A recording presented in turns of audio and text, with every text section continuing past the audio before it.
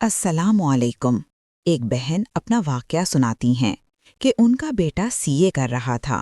انہوں نے ایک ساتھ 5 سی اے کے پیپرز دیے۔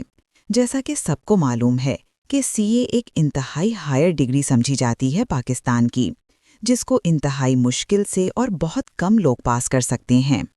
ان بھائی نے 5 پیپرز دینے کا ارادہ کیا تو ان کے اساتذہ نے منع کیا کہ آپ ایک ساتھ سب پیپرز کے امتحانات نہ دیں، کوئی بھی اس طرح کامیاب نہیں ہوتا۔ لیکن ان بھائی نے تمام پیپرز کا امتحان دیا، جبکہ ان کے ساتھ پیپرز دینے والوں نے 2 یا 3 پیپرز کا امتحان دیا۔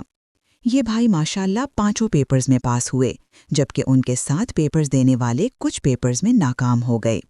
ان کی ذہانت اور قابلیت کی وجہ سے ان کو انتہائی سخت نظر لگ گئی اور یہ پیپرز کے کچھ دن بعد سے بیمار رہنے لگ گئے۔ چکر آنا شروع ہو گئے اور کچھ ہی دنوں میں بستر پر لیٹ گئے اور انتہائی بیمار ہو گئے۔